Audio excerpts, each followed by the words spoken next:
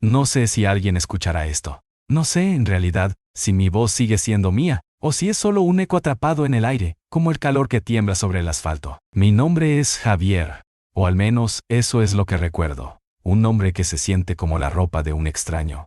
Les hablo desde un lugar donde el tiempo no corre, no avanza, solo se repite como una mala canción en una cantina vacía. Un camino de tierra eterno bajo una luna que nunca mengua. Una luna pálida y enferma que nos vigila sin parpadear. Y a mi lado, siempre a mi lado, cabalga él. Si están escuchando esto, si por algún milagro estas palabras encuentran oídos vivos, por el amor de Dios, entiendan que no es una leyenda. No es un cuento para asustar a los niños alrededor de una fogata. Es una advertencia, es un testimonio, es mi confesión desde el infierno. Y este infierno no es de fuego, es de polvo y arrepentimiento eterno. Todo comenzó con la desesperación, esa vieja y paciente amiga del diablo. Nació del silencio, el silencio de la tierra muerta. El rancho de mi padre, la esperanza, qué nombre tan cruelmente irónico, se moría, no de forma rápida y violenta, sino con una agonía lenta y tortuosa. La sequía se había enroscado en nuestro hogar como una serpiente, apretando año tras año, hasta exprimirle la última gota de vida. El pozo, que mi abuelo había cavado con sus propias manos, era ahora una boca polvorienta que solo devolvía ecos huecos. La tierra era un mapa de venas rotas, una piel de reptil gris y agrietada que se deshacía en polvo al menor roce del viento. Tontonbeti, los corrales, antes llenos del estruendo y el olor del ganado, ahora eran esqueletos de madera astillada donde el viento silbaba melodías fúnebres. Mi padre, un hombre que había sido un roble, se encorvaba día a día, como si el peso de ese cielo sin nubes lo estuviera aplastando. Pasaba horas sentado en el porche, con la mirada perdida en el horizonte ocre, sus manos callosas diseñadas para el arado y la rienda, ahora inútiles sobre sus rodillas. No se quejaba. Su sufrimiento era un océano silencioso, y eso lo hacía aún más insoportable. Yo veía cómo su orgullo, el legado de generaciones de hombres de campo, se hacía polvo junto con la tierra. Cada mañana, se ponía su sombrero gastado y caminaba por los límites del rancho, como un fantasma recorriendo su propia tumba. Pero no era la tierra muerta ni el espíritu quebrado de mi padre lo que me partía el alma en 1000 pedazos. Era mi madre. Se marchitaba en su habitación, en una cama que se había convertido en su mundo. Una enfermedad le devoraba las entrañas. Una dolencia que los médicos del pueblo no podían nombrar, pero sí ponerle precio. Un precio astronómico. Un número que para nosotros era como contar las estrellas. La miraba postrarse, su piel volviéndose traslúcida. Sus ojos, antes 2 luceros brillantes, ahora velados por una neblina de dolor constante. Pero ella, como mi padre, sufría en silencio. Intentaba sonreír cuando yo entraba con un vaso de agua, y esa sonrisa forzada era una puñalada en mi corazón. En sus ojos no veía miedo, veía resignación. Se estaba rindiendo, estaba aceptando su final, y eso me mataba más que cualquier deuda. Una tarde, el sol caía como plomo derretido. Entré a su cuarto, que olía a hierbas medicinales y a la tristeza del encierro. Tenía en su mano un pequeño guardapelo de plata. Lo único de valor que le quedaba de su madre. Javier, hijo, me dijo, con una voz que era apenas un susurro. Mañana, cuando vayas al pueblo, llévalo a la casa de empeño. Quizá nos den algo por él, para la comida. Sentí que el suelo se abría bajo mis pies. Esa era la última frontera de nuestra dignidad. Tomé el guardapelo frío y pesado en mi mano. No, mamá, dije, con la voz ahogada. No, voy a arreglar esto, te lo juro. Su mirada fue una mezcla de amor y una piedad que no pude soportar. Sabía que no le creía. Al día siguiente fui al pueblo, no a la casa de empeño. Fui al banco, una última humillante vez. El banco era un edificio de piedra que parecía diseñado para hacerte sentir pequeño e insignificante. El aire acondicionado era un insulto al calor sofocante del que yo venía.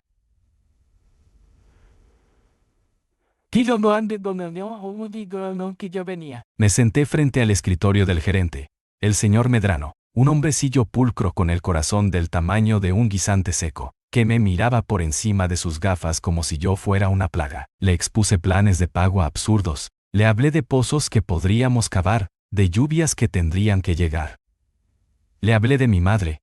Él simplemente escuchaba, con una paciencia fría y calculada, tamborileando sus dedos regordetes sobre una pila de papeles. Cuando terminé, se reclinó en su silla de cuero, que crujió como si se estuviera riendo de mí. Javier, dijo, con un tono falsamente compasivo, entiendo tu situación. De verdad que sí. Pero el banco no es una institución de caridad. La esperanza ya no tiene valor como garantía. Honestamente, es un pedazo de tierra inútil. La deuda está vencida. Tienen 30 días para desalojar. 30 días. La frase resonó en mi cabeza como una sentencia de muerte. Salí de allí sintiendo las miradas de todos sobre mi espalda, algunas de pena, otras de desprecio.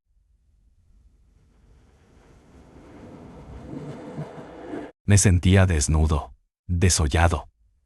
El viaje de vuelta fue una tortura. Conducía mi vieja camioneta, que tosía y se quejaba a cada kilómetro como si compartiera mi agonía.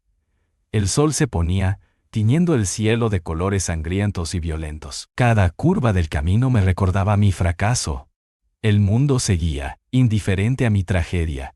Las lágrimas de rabia, de impotencia, de una humillación tan profunda, que dolía físicamente me cegaban. No pude más. No pude más. Me detuve en el viejo cruce de caminos, donde el gran ahuehuete se yergue como un centinela huesudo de los tiempos, un árbol tan antiguo, que se dice que ha visto pasar a los ejércitos de la revolución. El silencio cayó de golpe, solo roto por mi propia respiración agitada.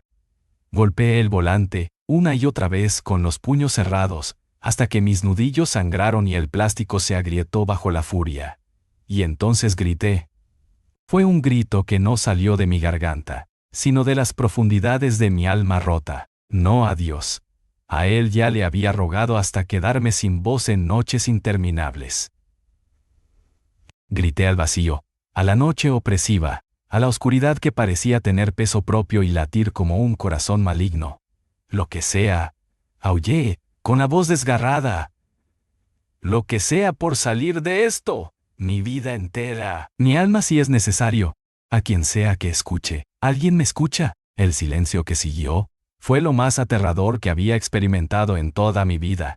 No fue un silencio normal, fue un silencio absoluto, natural, como si el universo entero hubiera contenido la respiración para escucharme. El canto de los grillos, el susurro del viento, todos los pequeños sonidos de la noche, cesaron de golpe. Un frío que no era de este mundo. Un frío húmedo y profundo como el de una tumba. Me caló los huesos a pesar del calor pegajoso. El aire se volvió denso, pesado, difícil de respirar. Y entonces lo oí. No fue un estruendo. Fue un sonido sutil, pero tan claro y nítido, que cortó el silencio como un cuchillo de obsidiana. El tintineo metálico y preciso de unas espuelas sobre la tierra seca. Levanté la vista con los ojos aún llenos de lágrimas. Recortado contra la luna pálida y enferma, estaba él. Mi mente se negó a procesarlo al principio. Era una estampa sacada de una película vieja, de una leyenda susurrada. Montaba un caballo que parecía tallado en la misma noche. Un animal de un negro tan profundo que absorbía la luz, con una musculatura perfecta y unos ojos que brillaban con una inteligencia malévola. No parecía un animal. Parecía un demonio con forma de caballo. Y sobre él, el jinete. Era la pura estampa de la elegancia macabra. Un traje de charro de un negro azabache, impecable, sin una mota del polvo que lo cubría todo. La botonadura de plata pura de su chaqueta y sus pantalones brillaba débilmente, como si fueran los ojos de una alimaña nocturna observándome desde la oscuridad. No pude verle el rostro, oculto bajo la sombra impenetrable de un enorme sombrero de ala ancha. Era solo una silueta, pero una silueta cargada de un poder y una antigüedad aterradoras. El caballo avanzó, con una lentitud deliberada, casi ceremoniosa. Sus cascos, sorprendentemente, apenas levantaban polvo. Era como si flotara sobre el camino. Se detuvo junto a la ventanilla de mi camioneta, tan cerca que podría haber extendido la mano y tocado la piel de la bestia.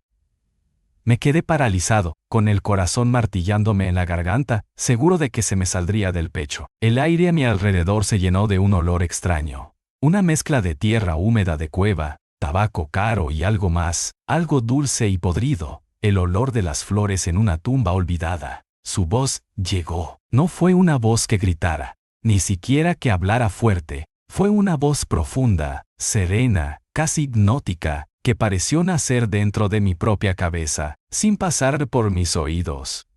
Parece que un buen hombre tiene problemas. No respondí. No podía. Las palabras se habían atascado en mi garganta seca.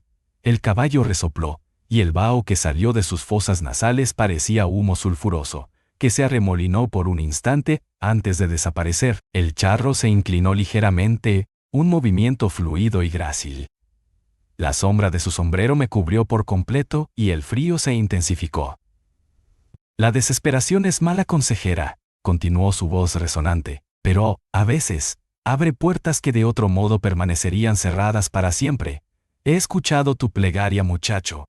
He escuchado tu oferta, y traigo la respuesta. Con un movimiento que fue pura economía y elegancia, sacó de las alforjas de su montura una pequeña bolsa de cuero oscuro, gastado por el tiempo.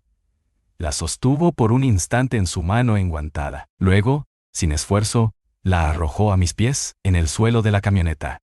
El sonido, ese sonido fue inconfundible, un tintineo pesado y sordo que ninguna otra cosa en el mundo produce. El sonido de las monedas de oro. Ahí tienes la solución a tus problemas, dijo. Y a los que vendrán. Es tuyo. Sin preguntas, tómalo. Arregla la vida de tu familia. Conviértete en el hombre que siempre has querido ser. Mi mano temblaba violentamente mientras me inclinaba para recoger la bolsa. Pesaba más que el oro. Pesaba como el destino. Una parte de mi mente, la última pizca de cordura, el recuerdo de las historias de mi abuela, gritaba que la arrojara lejos, que arrancara el motor y huyera sin mirar atrás. Pero entonces vi el rostro de mi madre, en mi mente, consumiéndose en esa cama. Vi la sonrisa burlona del señor Medrano. Vi el sello de embargo en la puerta de la casa que mis ancestros construyeron, y toda la fuerza abandonó mi cuerpo. La acepté, no con palabras. Aún no podía hablar, solo asentí con la cabeza, una, dos veces, como un autómata aceptando su sentencia. Mi alma se encogió hasta convertirse en un punto helado en mi pecho. Sentí, más que vi, una sonrisa cruel y satisfecha formarse bajo la sombra de ese sombrero. «Buen trato», susurró su voz. «Solo tendrás que pagarme después. A mi manera, cuando yo te llame». Se dio la vuelta. El caballo giró sobre sí mismo con una agilidad imposible, y sin un sonido, sin un solo crujido, sin dejar huella en el polvo, él y su montura se fundieron en la oscuridad de la que habían venido, dejando tras de sí solo el silencio preñado de terror y la pesada bolsa de cuero en mi regazo. El oro era real, monedas antiguas, con rostros de emperadores olvidados, que brillaban con una luz propia, casi maligna. La cara del gerente pasó del desdén a la incredulidad, y luego a una codicia mal disimulada. Pagó la deuda del rancho y me devolvió un fajo de billetes que apenas cabía en mi bolsillo. Su respeto recién adquirido era más nauseabundo que su desprecio anterior. Luego fui a la ciudad, a la clínica cara. Pagué la operación de mi madre por adelantado en efectivo. Los médicos me miraban con sospecha, pero el dinero acalló sus preguntas. Ella se recuperó, volvió a caminar por la casa, el color regresó a sus mejillas, su sonrisa ya no era una mueca de dolor. Mi padre lloró el día que la vio de pie en el porche, mirando el campo. Por un tiempo, viví en un sueño.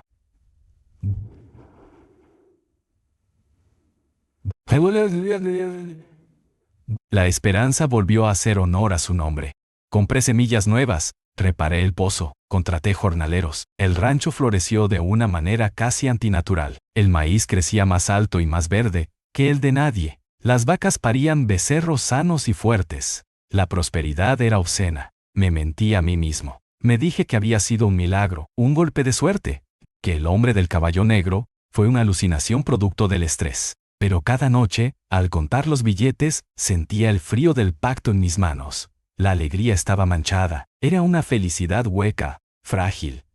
Porque en el fondo de mi ser, sabía que la deuda estaba ahí, creciendo en la oscuridad, esperando para ser cobrada. Y entonces, empezaron las visitas. Al principio eran sutiles. El persistente olor a tabaco caro en la sala de la casa, aunque nadie fumara. Mis perros, antes valientes guardianes, empezaron a gemir por las noches, con el pelo erizado, escondiéndose bajo mi cama.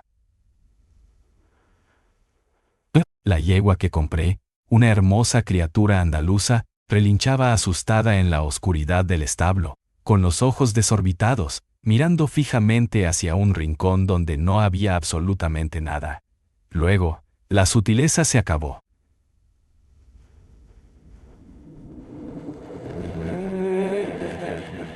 Luego, empecé a verlo. Una figura alta y oscura en el límite de los sembradíos al atardecer, simplemente observándome, inmóvil como una estatua de sal negra. Si intentaba acercarme, o incluso si solo parpadeaba, se desvanecía. Empecé a sentirme vigilado, cada segundo de cada día. El dinero que me había traído la aparente paz, ahora alimentaba una paranoia que me consumía. Adelgacé, dejé de dormir. La gente del pueblo decía que la fortuna se me había subido a la cabeza. Mi madre me miraba con preocupación, y en sus ojos sanos veía el reflejo del monstruo en que me estaba convirtiendo. Llené la casa de crucifijos, hice que el cura del pueblo viniera a bendecirla. Un hombre bueno que roció agua bendita en cada rincón mientras yo lo observaba con el corazón en un puño, sabiendo que era inútil. Era como intentar apagar un incendio forestal con un vaso de agua. La oscuridad que había invitado a entrar ya no estaba afuera, estaba dentro de mis muros, dentro de mi cabeza. La noche en que se cumplió un año exacto de nuestro trato, lo supe. El aire estaba pesado, cargado de una electricidad estática que erizaba la piel. El silencio era el mismo de aquella noche en el cruce. Un silencio que gritaba. Un silencio que gritaba. En un acto de pánico puro y animal, tomé las llaves de mi camioneta nueva, la que había comprado con su oro maldito, y arranqué, huyendo sin rumbo por la carretera, con el corazón desbocado. No sabía a dónde iba, solo quería escapar de la sombra que sentía respirar en mi nuca. Conducía como un loco bajo una tormenta que se desató de la nada, con relámpagos que rajaban el cielo y truenos que sacudían la tierra. Y de repente, los faros de la camioneta iluminaron una figura en medio de la carretera, en el mismo maldito cruce de caminos. El motor de la camioneta tosió una última vez y murió. Las luces parpadearon y se apagaron, sumergiéndome en la penumbra. Su voz resonó dentro del vehículo, como si estuviera sentado a mi lado. Esta vez no había rastro de amabilidad, solo una autoridad helada, antigua e inquebrantable. ¿A dónde crees que vas, Javier? La deuda está vencida. Le grité que se llevara el dinero, que lo tenía todo, que se lo devolvía, que se lo triplicaría si era necesario, pero que me dejara en paz. Él soltó una carcajada, una risa seca, sin una pizca de alegría, que sonó como huesos viejos rompiéndose. «Nunca quise tu dinero, muchacho», dijo. Su voz goteando un desprecio milenario. «Yo te lo di a ti, el trato...» El trato era por tu alma. Pero no para llevármela cuando mueras. Eso es un desperdicio de un buen recurso. La deuda no se salda con la muerte, Javier. Se salda con el servicio. Se acercó a mi ventana. El cristal se empañó por el frío que emanaba de él, y por primera vez, levantó el rostro para que la luz de un relámpago lo iluminara. Y vi, no había nada, no había ojos, ni nariz, ni boca, solo dos cuencas vacías, dos agujeros negros de los que emanaba un fuego infernal. Un abismo de sufrimiento y condena eterna que tiró de mi cordura y la desgarró. Grité. Grité hasta que mi garganta se desgarró, hasta que mis pulmones ardieron y el mundo, mi mundo, se volvió completamente negro. Cuando desperté, si es que a esto se le puede llamar despertar, ya no estaba en mi cuerpo. Era una sombra, un eco, una conciencia atrapada. Estaba sentado detrás de él, en la grupa de ese caballo infernal que no toca el suelo cuando galopa. Yo era su prisionero, su testigo, su cobrador asistente. Esa fue mi condena. Un castigo mucho peor que cualquier fuego del infierno, porque en este infierno tengo plena conciencia de lo que perdí. Ahora vago con él por las carreteras de México. Soy invisible, inaudible para los vivos, a menos que él lo permita. Y mi infierno personal, mi tortura, es ver cómo se repite mi historia una y otra vez, a través de otros ojos desesperados. Lo he visto aparecerse a un padre de familia cuya camioneta se había averiado en una carretera solitaria de la sierra, con su hijo pequeño temblando de fiebre en el asiento trasero. Vi la desesperación en los ojos de ese hombre, la misma que yo sentí, y vi cómo su mano temblaba al aceptar la bolsa de oro para arreglar sus problemas. Lo he visto en una cantina de mala muerte, acercándose a un joven mariachi lleno de talento pero sin suerte, un muchacho que soñaba con la fama y los aplausos. Le ofreció una guitarra con cuerdas de oro y una voz que enamoraría al mundo. El muchacho aceptó, cegado por la vanidad. Ahora canta en los escenarios más grandes, pero cada noche, cuando cierra los ojos, nos ve a nosotros esperándolo al final del camino. Mi trabajo es ser el recordatorio silencioso, el rostro del terror que las víctimas no ven hasta que ya es demasiado tarde. Soy el primer escalofrío que sienten en la nuca. Soy la prueba viviente, o muerta, de que el trato es real y que el precio es eterno. Soy su trofeo, su advertencia andante. Cuando él se acerca a un alma nueva, mi presencia es lo que causa ese frío repentino, esa sensación de pavor inexplicable. Soy parte de la trampa, así que si alguna noche, conduciendo por un camino solitario, sienten un frío repentino e inexplicable, si ven una figura elegante a la distancia y sienten una punzada de codicia o una oleada de desesperación, huyan, pisen el acelerador y no miren atrás. No se detengan por nada, recen a cualquier dios en el que crean, porque él está ahí fuera, buscando, siempre buscando. Y yo estoy a su lado obligado a observar, obligado a ser parte de la casa. Mi infierno no tiene llamas, solo tiene el galope eterno de este caballo, y el peso de las almas que ayudamos a condenar, una y otra vez. Se escucha el crujido del cuero y las espuelas. Muy cerca, la voz profunda y serena del charro interrumpe la narración de Javier, llena de una calma aterradora. Así que si alguna noche, conduciendo por un camino solitario, sienten un frío repentino e inexplicable, si el motor de su coche tose sin motivo, si la música de la radio se ahoga en estática y un silencio antinatural cae a su alrededor, un silencio que pesa, que tiene textura, si perciben un olor extraño, a tierra mojada después de una tormenta que no ha caído, a flores de tumba y al humo de un cigarro caro, huyan. No lo racionalicen, no lo atribuyan al cansancio o a la imaginación. Pisen el acelerador con toda la fuerza de su alma y no miren por el espejo retrovisor, porque él está ahí fuera, buscando, siempre buscando.